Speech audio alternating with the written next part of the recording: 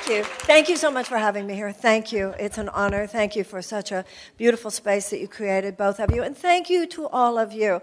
Thank you, you here in Santa Cruz, in Overflow Room, and also to those of you who are watching on live stream. An idea is stronger when it is shared, and it's such an honor to be sharing certain ideas with you, not only today, but throughout this campaign, that I feel do constitute the things that need to be said. So thank you so much for giving me the honor of your listening. You know, someone once said to Mahatma Gandhi, how could you be involved in politics? You're such a spiritual man, how can you be involved in politics? And his response was, is not politics a part of Dharma too? And he said something which Deborah reminded me of earlier. He said, politics should be sacred. And he did not mean by that it should be religious. He wasn't talking about dogma. He wasn't talking about doctrine. Obviously, when we talk about something like the separation of church and state in this country, this is one of the most enlightened aspects of our Constitution, because it protects our government from interference by religious doctrine or clergy. You're never going to have a minister, priest, rabbi, imam, ayatollah, etc., walk into the halls of Congress and say, you can't pass this law or you have to pass that one. And the other half of that protection, which is the separation of church and state, is that you're never going to have a church like this. You're never going to have a synagogue. You're never going to have a mosque. You're never going to have an AA meeting. You're never going to have a Course in Miracles group. You're never going to have a yoga class. You're never going to have a group of young atheists meeting and have a policeman come in and say, okay, break it up. You're not on the list. Those are very, very important protections in this country.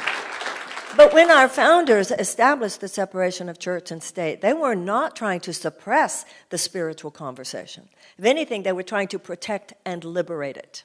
So when Gandhi talked about space being sacred, and when he talked about politics being sacred, he wasn't talking about religious doctrine. He was talking about the space in the heart.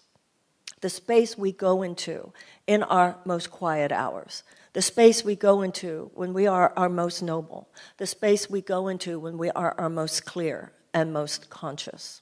And I've seen in my 35-year career that often that which takes us to that place, and I've found this not only working with other people, but I found this just living my own life. Sometimes the path that took me to my most noble and that which took me to my most intelligent was what could objectively be seen as bad news at the time. Crisis has a way of cracking us open, as they say. Crisis has a way of opening our eyes.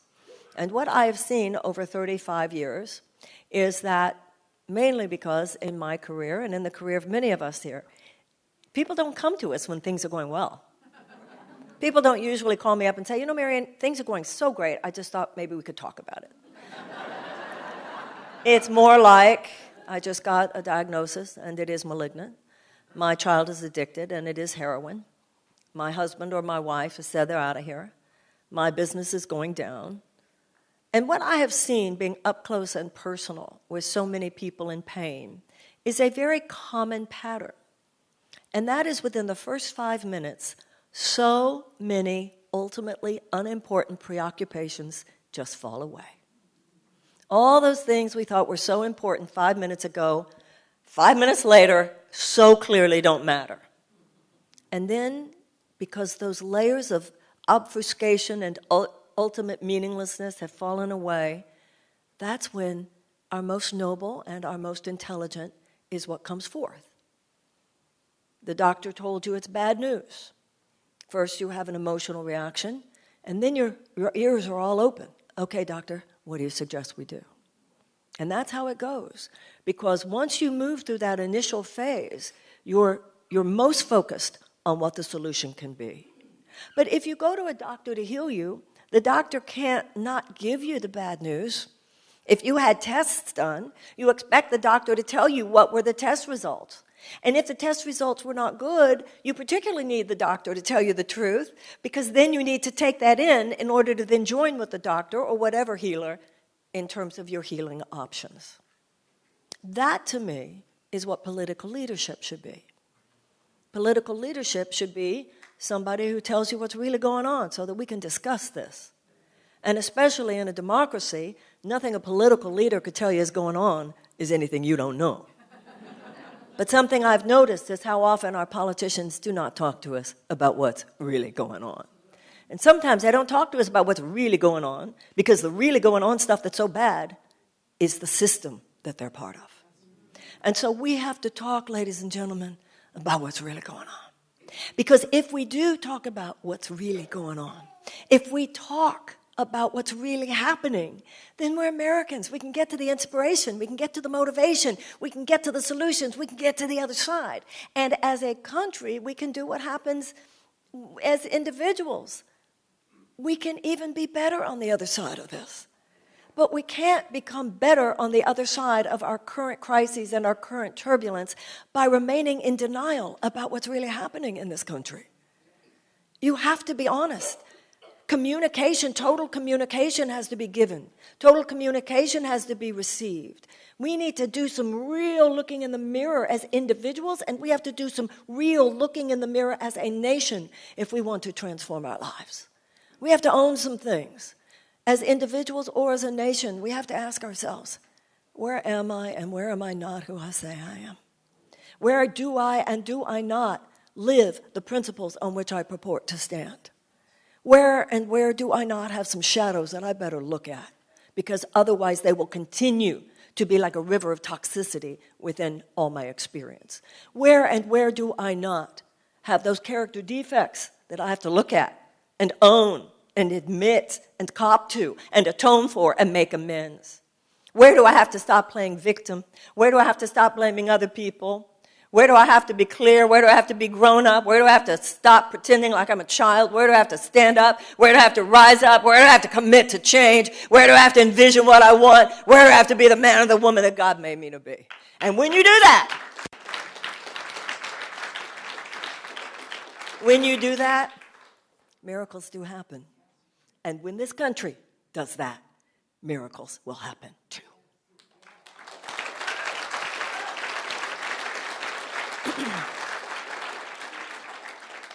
As you know, I have submitted my name, and I am running for President of the United States.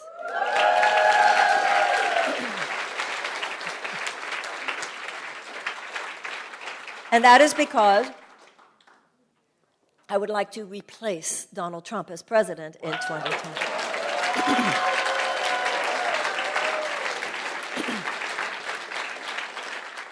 But I see Donald Trump as an opportunistic infection.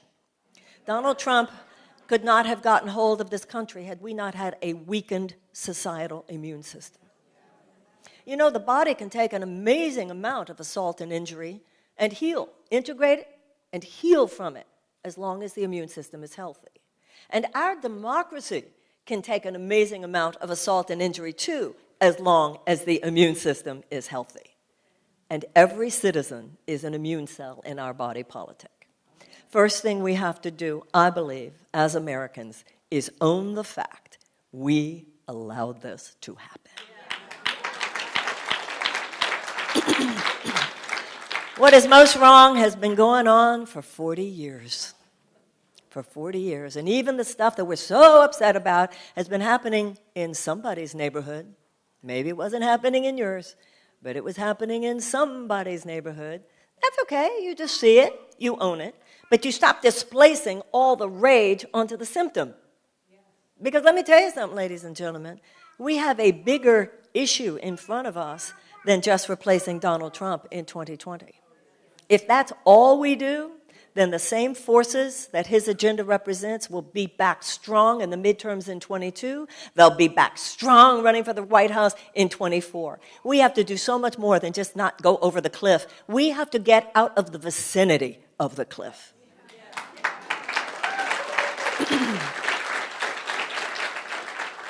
And that means more than just changing policies. Because if all you do is change policies, then the next president can come around and just repeal the ones that we liked, but he or she doesn't. We have to go deeper. We have to do more than change. We have to transform. You change by changing things on the outside. But things happening on the outside are mere symptoms. They're merely effects. And if we don't address the levels of cause, then new symptoms will appear again. Right now, our politics is much like the old allopathic paradigm of medicine, that you didn't really take care of your body, you didn't really take care of your exercise, you didn't really take care of your nutrition, and probably, or very likely, you got sick. And then you applied external remedies seeking to eradicate or suppress the symptoms. Nobody thinks that way anymore. Mainstream American consciousness has evolved beyond that. We have an integrative worldview now, an integrative worldview about medicine and healing and the body, and it is time for us to have an integrative politics. The political paradigm, which now dominates in our country, is stuck somewhere in 1985. And a political paradigm stuck in 1985 is an inadequate container for healing the problems that confront us in 2019.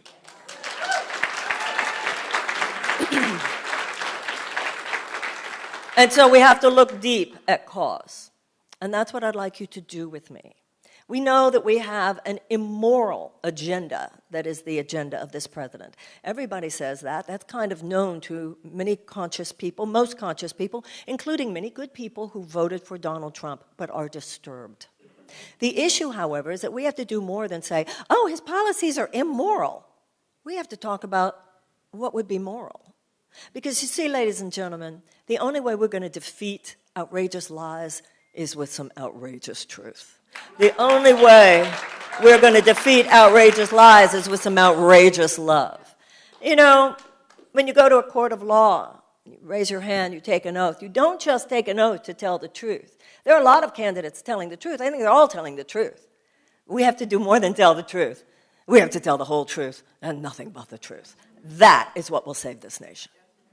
And so when we do that, we're going to be like the person who has heard some news from the doctor that's not necessarily pleasant. Not that I'm going to say anything that we don't already know. The issue is not that Americans don't know what's going on. It's that we're not copping to what we know is going on. It's that we're not owning what we know is going on. And that's what political leadership should be. And instead, political leadership too often is that which distracts us from what is really going on. And we all know this. It's like an alcoholic family system where the kids can feel it. I think mommy and daddy are both lying.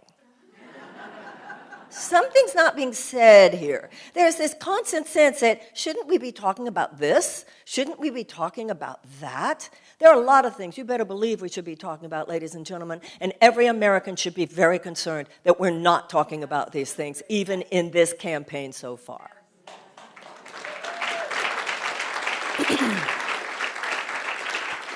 First of all, on this list of things that you all already know, but that we all need to look at. Because once you get it on the table and have that conscious conversation, that's all we have to do. It's like in an intimate relationship, and you can just feel all the agita, and people aren't really laying it down and saying it. Finally, somebody says, can we talk? And you have that conversation, and afterwards, everything's different. Everything's different. Somebody says, oh, thank God we talked. Then we can go forward. And that's what we have to do as adults. It drives me nuts the way politicians often talk to us, kind of like we're stupid. We're not stupid. My father told me when I was a little girl, he said, he was a lawyer, and he said, talk to the smartest person on the jury. And my 35-year career, if it has shown me anything, it's that people are smart. And no socioeconomic group has a monopoly on nobility, no socioeconomic group has a monopoly on values, and no socioeconomic group has a monopoly on intelligence. And when we speak,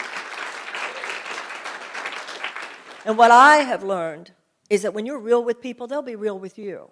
And when you speak to the intelligence in people, they'll be intelligent with you. If you go deep and real with people, they'll be deep and real with you.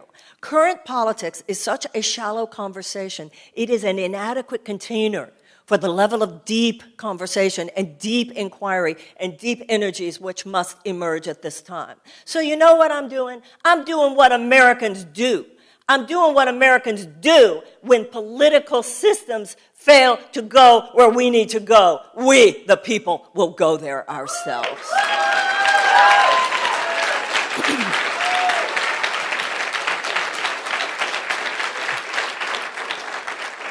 It's worth noting that the U.S. government did not wake up one day and say, we will now end slavery.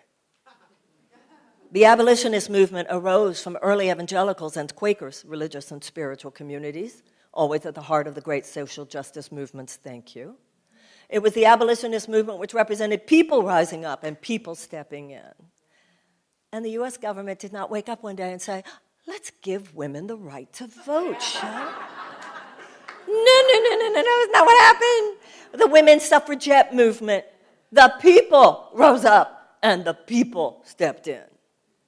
And the US government did not say, we must end segregation. We must stop institutionalized white supremacy in the American South. No, they were wringing their hands. But Dr. Martin Luther King and the civil rights movement represented the people rising up and the people stepping in. Ladies and gentlemen, what we're going through in this country today is not really new. It's just the newest iteration of the same kind of undemocratic institutional forces that have pushed against democracy before.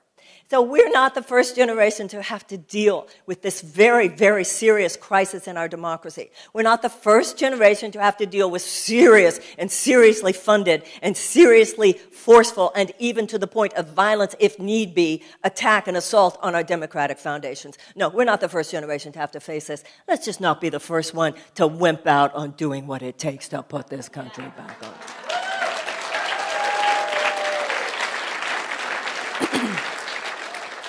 And what we're going to have to do is what other generations have done before us. The people are going to have to rise up now, and the people need to step in. And that begins with a new conversation. I think it was Werner Erhard who said, you can live your life out of a vision or you can live your life out of circumstances. So we need a politics that is not just reacting to circumstances. We need to have a vision for what could be, but you can't get to the vision of what could be until you have an honest conversation about what is. And what is, for those of you who might be too young to be as clear about this as some others of us are, this started 40 years ago. Now, I'm not romanticizing what was true in America before 40 years ago, but kids, hear me out. Before 1980, believe it or not, the American corporation was actually expected to care. Shocking. Yep. If somebody had worked for the corporation for decades, the corporation was expected to care if they had a dignified retirement. Can you imagine? Starting in the 80s with the advent of trickle-down economics, a theory, nothing other than an economic theory. It is not an immoral economic theory, but it is an amoral economic theory. And that's dangerous enough to produce immoral consequences. It was the theory that all that a corporation should have to do is to address the stockholder needs for short-term profit. That's all that they should have to do. And that they shouldn't have to worry about it if that was at the expense of the worker, or that was at the expense of the community, or that was at the expense of the environment. All that they felt justified and were told that they were justified in doing was to make sure that short-term profit would be increased for stockholders. And all other stakeholders, well, too bad about that. Now, before I move forward, though, I want to say something that I find very interesting and I think really increases our understanding of our history. The main articulator of trickle-down economics was a man named Milton Friedman.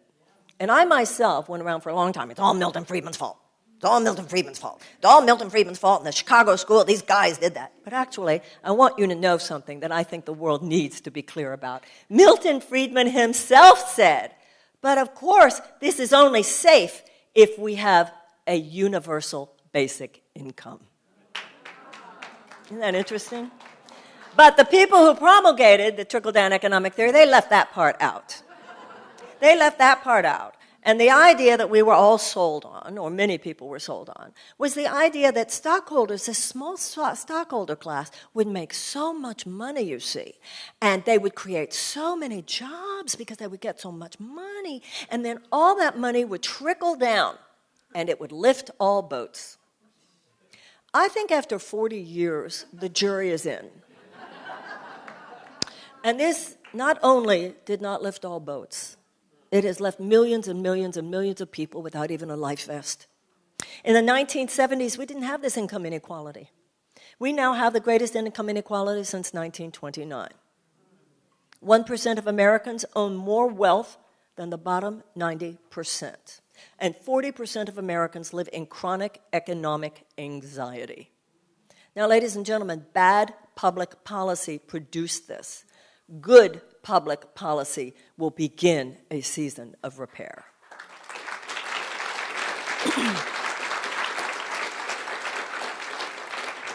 Things such as a $2 trillion tax cut passed in 2017. $2 trillion, 83 cents of every dollar goes to the very richest individuals and corporations. Even though we know it's not going to be any different this time than it ever was, there's absolutely no evidence this thing will even pay for itself. We should repeal that, and we should put back in the middle class part of it, because that, I think, was a good idea. We should also say about those corporate subsidies. You know, I love this line from Martin Luther King Jr. He said, if they give it to rich people, they call it a subsidy. If they give it to poor people, they call it a handout. So we give these corporate subsidies to the tunes. Just take this one in. Last year alone, how much in subsidies do you think we gave oil and gas? $26 billion. So I think we should stop that. And after that, we should also, win these huge multinational corporate entities, the new aristocracy, whether it's health insurance companies or big pharmaceutical companies or gun manufacturers or chemical companies, food companies, oil and gas, fossil fuel companies, defense contractors, nuclear. When they lobby Congress to the tune of hundreds of millions of dollars, they do expect something in exchange. For instance, Big Pharma, last year alone in Congress, $284 million. Even oil and gas was only $125 million. So the deal is, they want something from this. So a few years ago, they got what they wanted. What they got was that our own lawmakers, how's this for betrayal of the people, gave away to big pharmaceutical companies the right of the government to negotiate for lower drug prices. This while there are Americans who cannot afford their insulin. And in addition to that, while I do believe that the U.S. military should have every dollar that it says it needs in order to secure our legitimate security needs, that they be secured, even though I believe the military should get what they say they need, we're being foolish and we're being naive, and we're allowing ourselves to be distracted if we're not looking at the fact that over and above what the military says they need is hundreds of millions of dollars that defense contractors just say they want. So we spend millions of dollars, hundreds of billions of dollars on things that have to do with short-term profit for defense contractors, and that now dominates our national security agenda. Now, you fix those things I just mentioned, and you say to billionaires, and some of whom made their money righteously, righteous commerce, I believe in that, and good for you if you made it righteously. Still, we'd like 3% on the assets you have there, Mr. Billionaire. And also to those who have $50 million or more, also, if you made that righteously, I'm happy for you, good for you. We'd still like 2%, please, tax on those assets. And you know what's going to happen? And by the way, I think it's worth noting that there are people with 50 million who agree with what I just said, and there are people with billions who agree with what I just said, and have been saying so. There's a very famous billionaire in Los Angeles once said to me, and this was many years ago, he said, "My taxes are so low, it's obscene." And so, ladies and gentlemen, we do the things that I just mentioned. Guess what that's going to mean? We're going to have some cash on hand. And let me tell you what we're going to do. We are going to repair this country.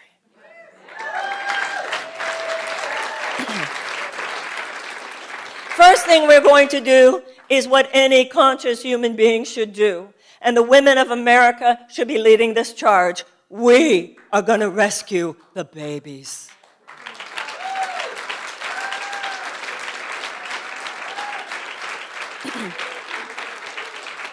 Millions of American children live in chronic trauma.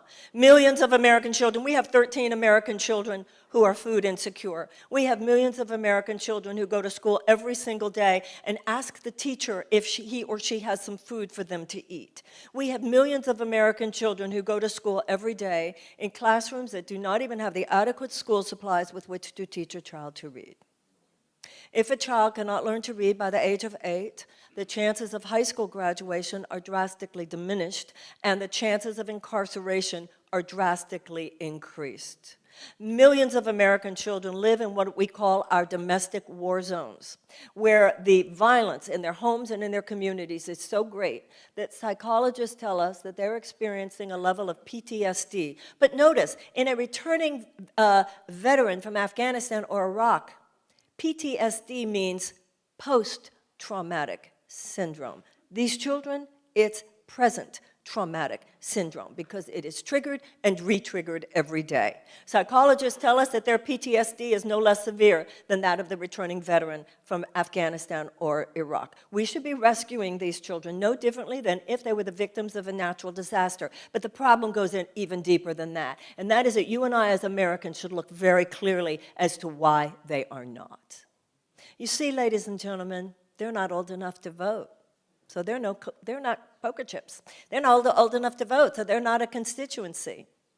And they're not old enough to work, so they have no financial leverage. So since they have no financial leverage, how can they possibly compete with all the clout of the corporate forces whose money just reigns upon our congresspeople and White House every single day? And so these children are just left. You know, when you have the virulent form of a virulent strain of capitalism that has now corrupted our government and hijacked our moral value system because of all the money that floods Washington all the time, that virulent strain, and notice that I'm saying a virulent strain of capitalism. I'm not someone who believes that this is inherent to capitalism. It is a virulent strain of capitalism which requires cheap labor and has no use for those who cannot serve it. And so who gets shafted first? The elderly and the children. We, the American people, must step in and stop that now.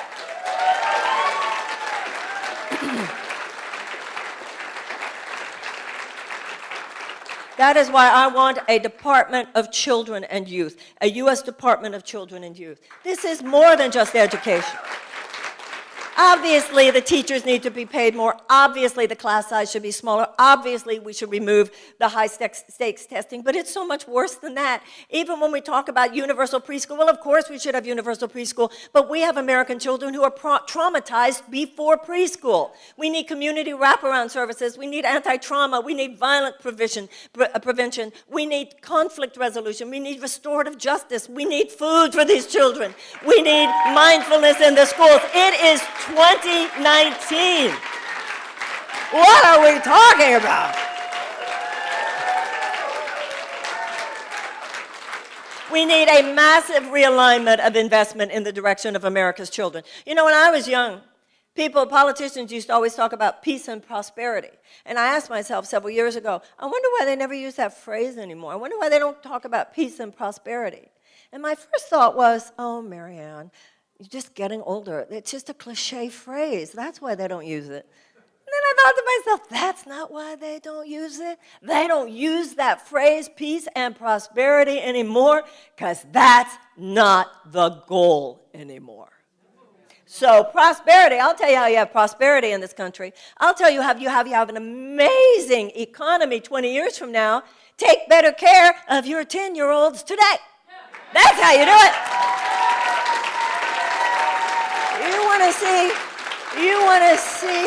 You want to see amazing entrepreneurial spirit? I'll tell you where you'll see amazing ingenuity and genius and entrepreneurial spirit in any kindergarten, in any neighborhood in America. That's where it is. And I'll tell you more than that. We are one of only a very few countries that base our educational funding on property taxes. Let me tell you something, ladies and gentlemen. In the richest country in the world, when you withhold education from a child, particularly given that the reason is because that child's parents didn't have a lot of money, that is a passive form of oppression. Every school in this country should be a palace of learning, a palace of culture, and a palace of the arts. And you say, how are we going to pay for that? Like I said, you repeal that 2017 tax cut. You stop all those corporate subsidies. You make it so that we can negotiate for drug prices. You stop all the outrageous military spending. You have that 3% tax on billionaires. You have that 2% on 50 million, and we can help our children.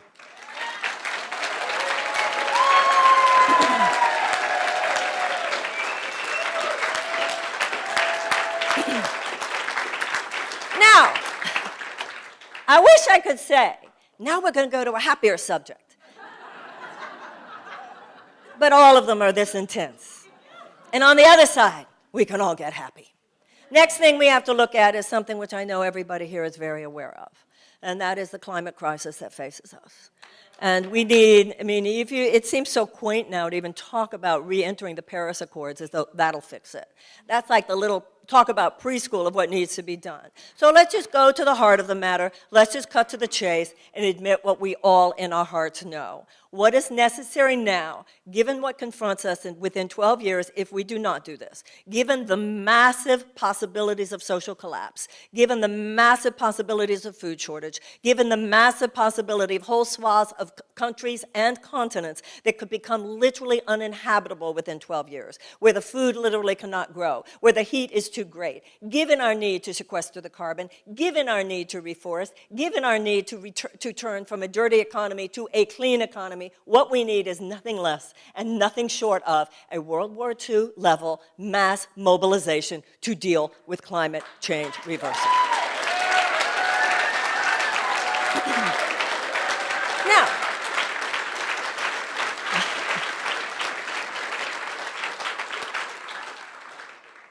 it'll actually be fun.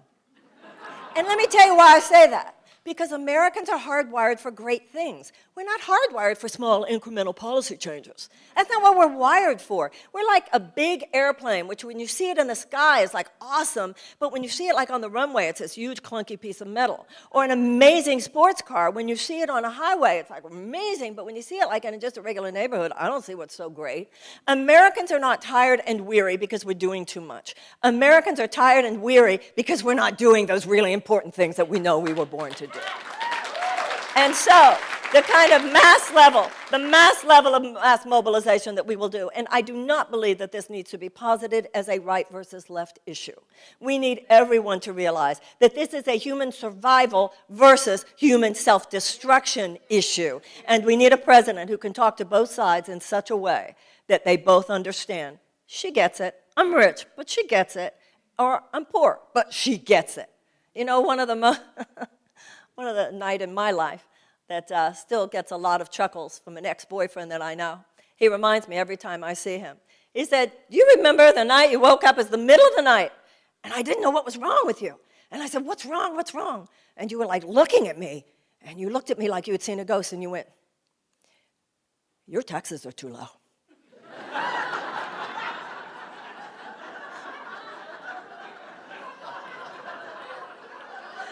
We all have to understand we're in this together, ladies and gentlemen.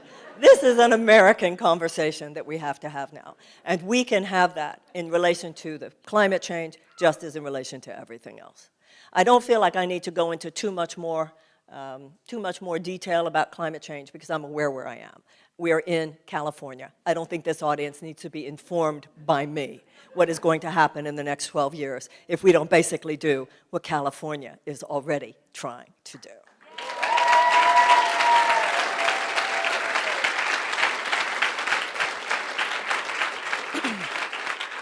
Next thing I want to talk to you about is something else that I know we all know, but we're all just sort of standing here.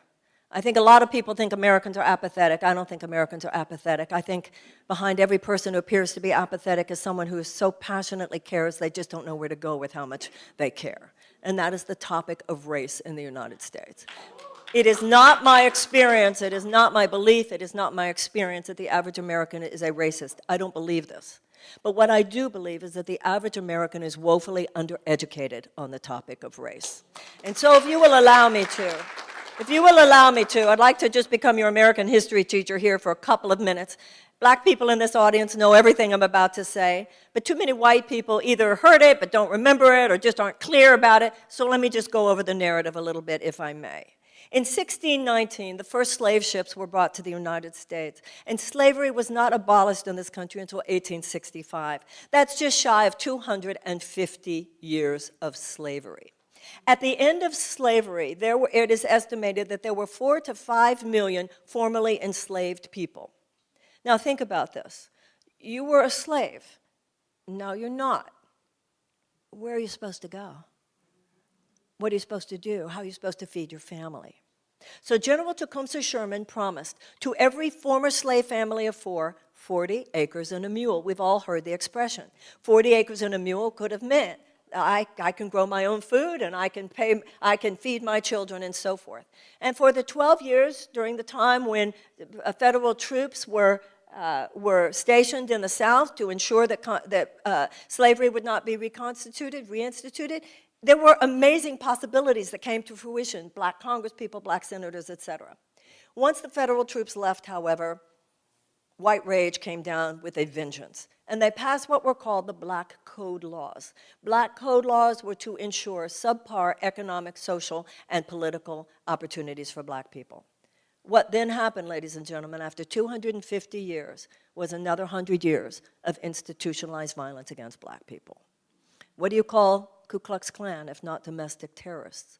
What do you call lynchings if not domestic terror? So we're talking about 350 years. 350 years of institutionalized violence against black people on this continent. Now, I'm sure that we would all agree, because we are a good people. We're a moral people. I don't think the problem is that Americans aren't good people. I think we are. I'm not saying we're better than other people, but I think we're as good as anybody else. The problem, as I see it, is that over the last few decades, we think about what is the right thing to do, what is the good thing to do, but we have limited that conversation in too many cases to our personal lives. We need to be asking, is it good what my country is doing? That's what it means to be a vital immune cell in the body politic. So I'm asking you to consider what I think is obvious once we do consider it.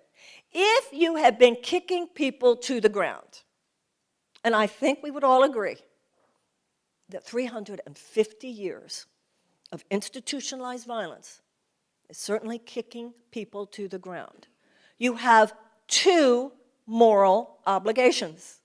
Number one, stop kicking. But number two, here, let me help you get back up.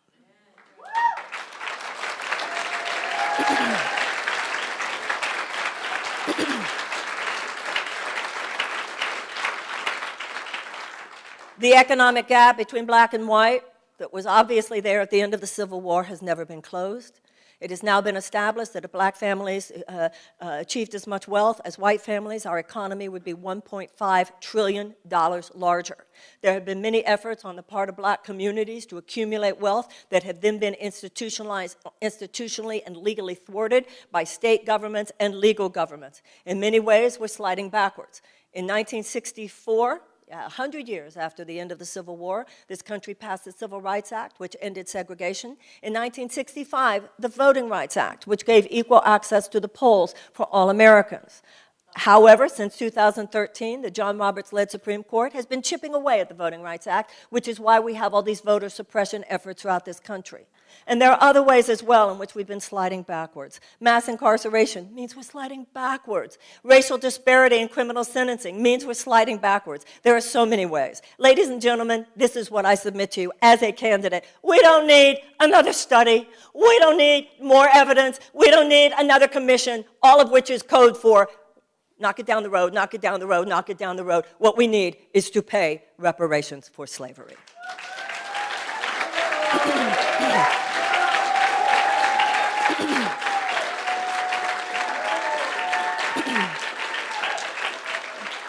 And I'd like to say very quickly the difference between race-based policies. A lot of candidates are saying, oh, I'm all for reparations under the guise of race-based policies. It's not just the guise. I mean, it's not a guise. But their idea is race-based policies. Race-based policies does give financial restitution. But to me, race-based policies are a continuation of the same paternalism. I mess with you, now let me tell you how I'm going to fix you.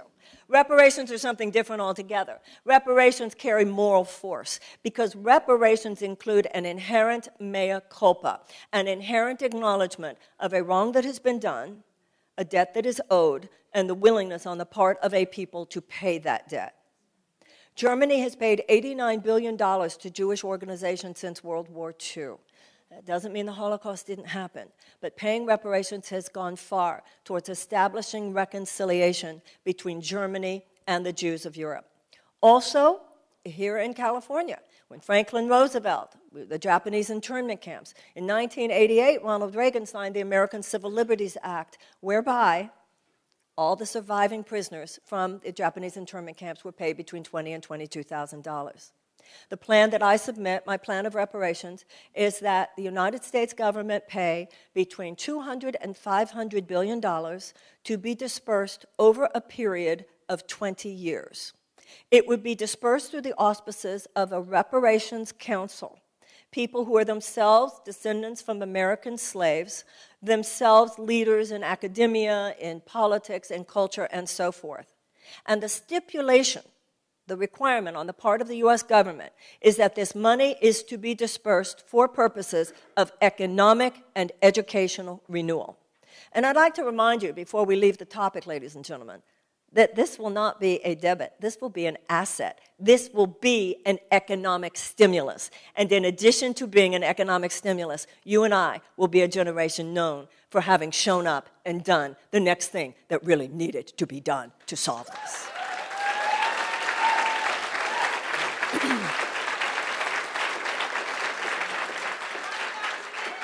Everything that I'm talking to you about here today, ladies and gentlemen, and everyone else, has to do with the issues of moral repair.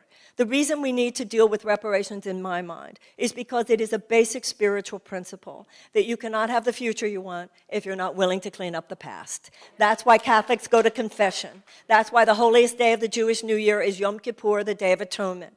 It's why in Alcoholics Anonymous you have to take a fearless moral inventory and admit your character defects. Racism is a character defect that has been with us from the beginning. That's okay. You're honest. You look at it. You deal with it. You atone, and you make amends. Atonement itself is not enough, however. If you owe me $1,000, I appreciate the apology, but I'd also like the money back. And so at this point, we need to do that. And we not only need to pay reparations for slavery, but we need to address all the ways in which we need to repair relationships, particularly economic relationships, that are a consequence of the genocide and cultural annihilation of Native Americans.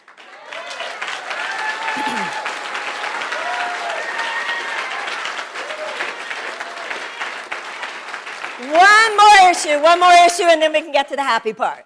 The other issue is no happier than the ones I've already mentioned, however, and that is the issue of our national security. I already mentioned, ladies and gentlemen, about the money that we spend over and above what the military says that they need. And to just give you a picture of what this means, is that we pay every year, our military budget, $760 billion. Now, in war and peace, you can liken to sickness and health. You can't just take medicine, you have to cultivate health. Sickness is the absence of health. Health isn't the absence of sickness. And war is the absence of peace. Peace is not the absence of war. Right now, our national security agenda is just dominated by endless preparation for war. What, we're going to just back up into peace? No, war is the absence of peace, just like peace is the absence of war. We must be a generation that declares peace. We should have peace games. We should have peace games just like we need war games. And that's why I want a United States Department of Peace. Right now...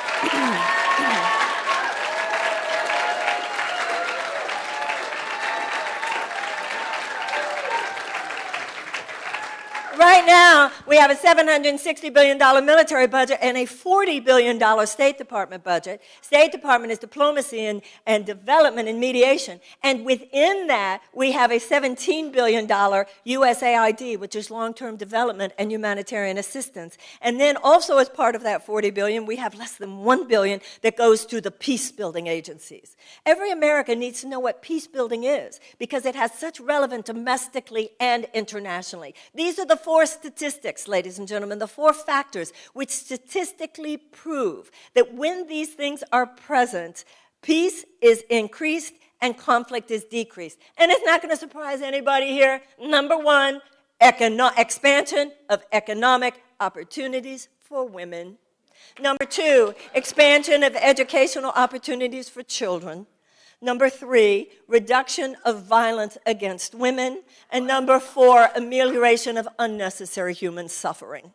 We should see large groups of desperate people, whether in a corner of this country or in another corner of the world. We should see large groups of desperate people as a national security risk. Because desperate people do desperate things. And desperate people are more vulnerable to capture by genuinely psychotic forces.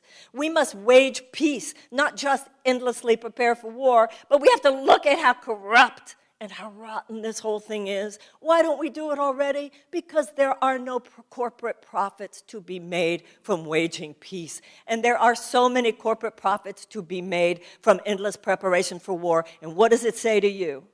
That Tulsi Gabbard and I are the only people who even mention it on this campaign.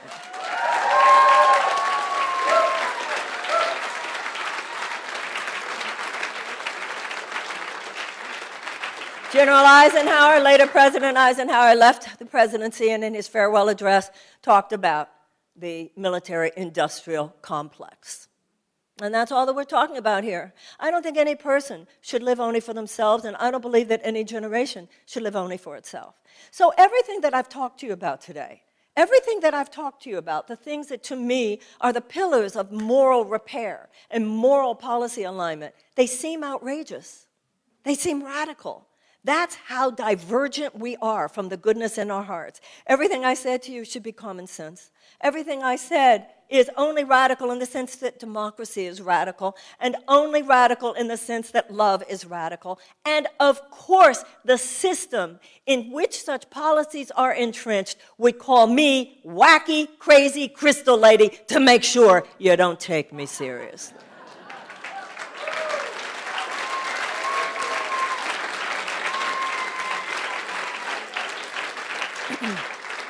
Obviously, I challenge the idea that only those whose careers have been entrenched for decades in the system, which is a mindset that has led us into this ditch, are the only people qualified to lead us out of this ditch. I rather agree with Franklin Roosevelt, who said that the primary role of the presidency is moral leadership. He said that administrative aspects of the job are secondary. Today, we have a lot of good political mechanics in this country, and I respect political mechanics, and there are many good, I don't know about many, there are a few really good political mechanics running for president. But I'll tell you something, ladies and gentlemen, today we need political vision more than we need political mechanics. You can have...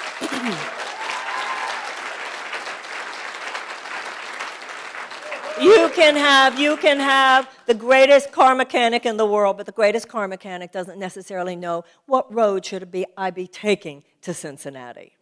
So, ladies and gentlemen, we have a serious problem on our hands, and I do not believe that a traditional political pathway is the way out of the problems that we have. Traditional politics right now is allopathic medicine, but we need to go deeper. We must be holistic, and we must be integrative. And before I close, I want to talk for a moment about why that is. We have a really big problem on our hands. Not only the things that I've talked to you about today, which we all knew, but also something else which we all know, and that is our president and the campaign that he will be waging next year. This man's election last year was engineered by Cambridge Analytica. And Cambridge Analytica is a military-grade propaganda weapon.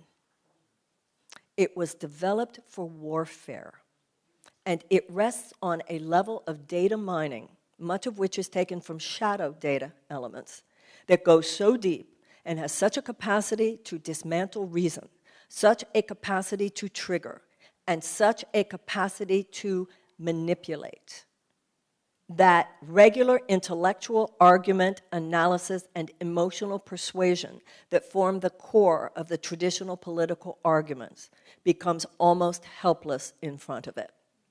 Too many Americans are in denial about what is coming at us next year. And if you agree with me that we will have everything we had last time, but even more next time, because the president has the power of incumbency, and the president has the same personality that we know that he has, and help from whomever else he has, then I submit to you that a traditional political strategy is like sharpening your knives, and huge guns are coming at us.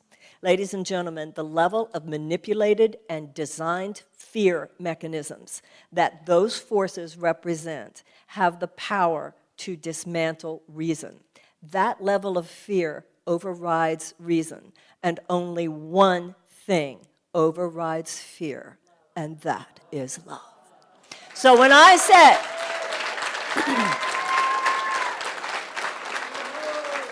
I mentioned to you already that the abolitionists came from the early evangelicals and Quakers. I mentioned to you already, well, I didn't mention already, but many of the leaders of the suffragette movement were Quakers.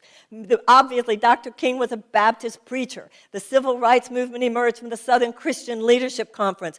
All of the great social justice movements have arisen from a level of religious and spiritual conviction. Because religious and spiritual conviction gives you two internal powers, the power to say no and the power to say yes. The power to say no to what simply must not be tolerated, and the power to say yes, even when they say you could never do it. How could the abolitionists have ever thought it was reasonable that they could get slavery abolished? How could those women suffragettes have ever thought that it was reasonable to think that they could get women the right to vote?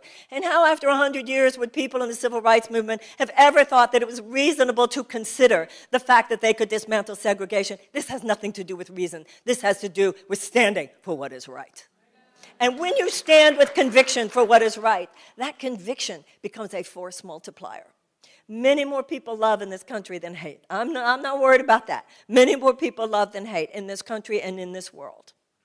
But the haters, the bigots and the racists and the anti-Semites and the homophobes, the xenophobes, the Islamophobes, all of those forces which have now contained themselves within a political structure, they are effective today because they are convicted. Ladies and gentlemen, if you have 10 haters who are convicted and who have made it clear and continue to make it clear that they will do whatever is necessary to effectuate their worldview. If you have 10 of those, and then you have 100 people who I love, kind of, sort of, sometimes when it's convenient, when it's my kids, then the haters are going to win. We need to love with as much conviction as is now demonstrated by those who hate. And the love that will heal this country, the love that's healed this country is a serious love. It can't just be love for our children. It's got to also be love for the children on the other side of town. It can't just be love for the children on the other side of town. It's got to be love for the children on the other side of the world. We can't just ask, is my life good? We've got to ask ourselves, what does it mean that the United States, for the sake of $350 billion in arms sales, will be willing to give aerial support to a war that Saudi Arabia is waging against Yemen, starving tens of thousands of people, including children. And kudos to Bernie Sanders for having been a leader in the bipartisan effort to stop this, of course, which was then vetoed, and they could not be overridden in the House. Ladies and gentlemen, we gotta love each other more deeply than we've ever loved each other before. We've got to love our country more deeply than we have ever even thought to love about it before. We have got to love democracy deeper than we have ever loved it before. We have got to love this earth more deeply than we have ever loved it before. We've got to love our unborn great-grandchildren more deeply than we have ever loved them before. We have got to stand up. We have got to put aside our childish preoccupations. And if there's anybody here who's saying the whole thing is just too traumatizing, let me just say this. We do not have time for you to finish your trauma work before you show up for your country.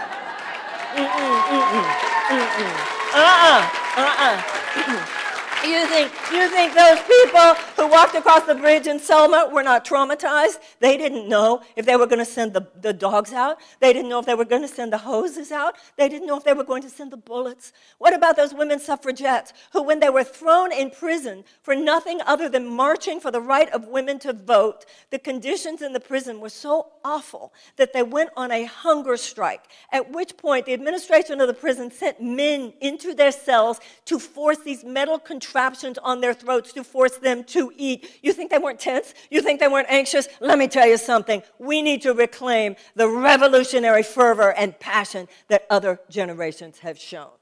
We have had problems.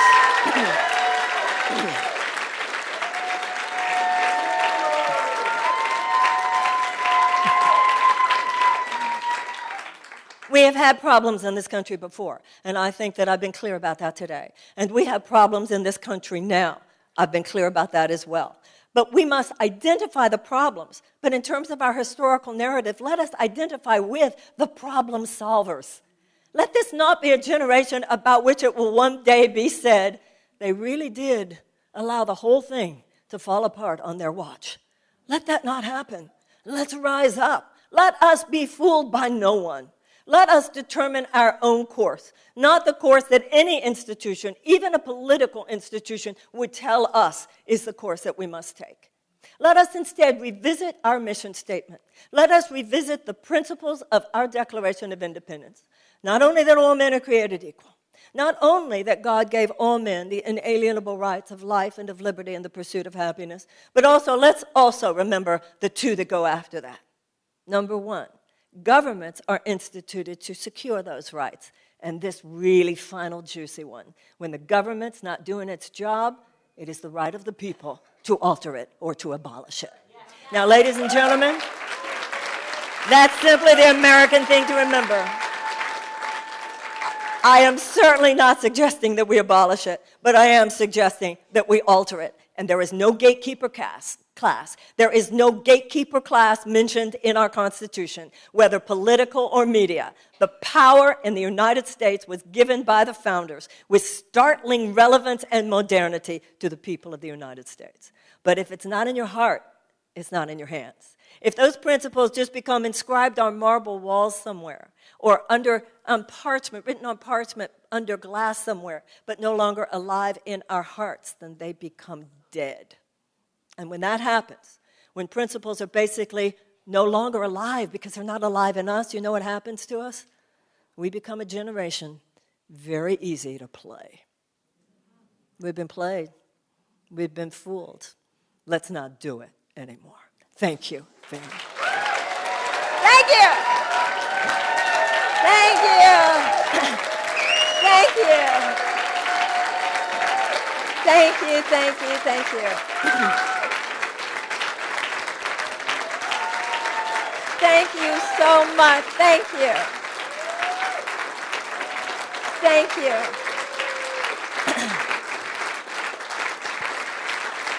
Thank you so much. Thank you.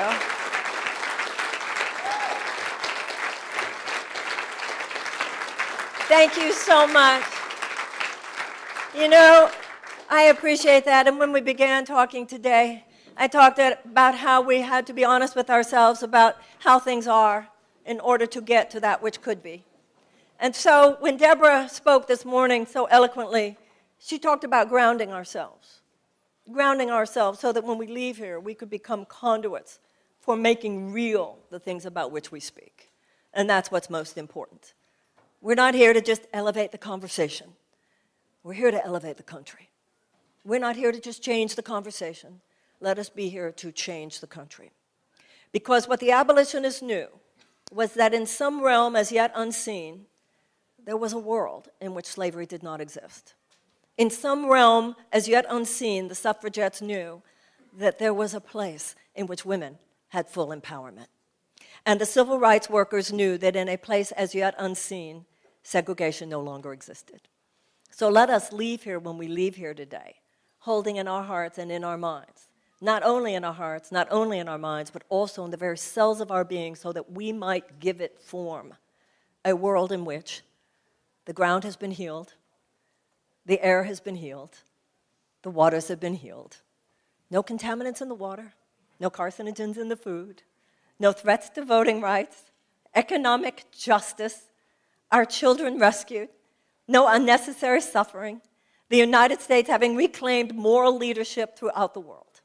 Let us not just stand firm to make sure that on our watch certain things will no longer exist, but let us in our own ways, each and every one of us as an immune cell in this country, use our lives in such a way as to open the space for a possibility in which this country is not only repaired, it is better than ever.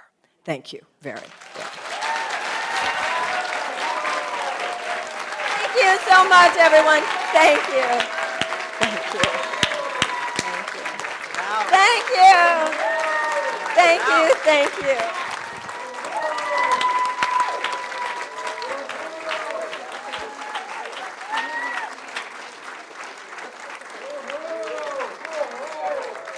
Thank you.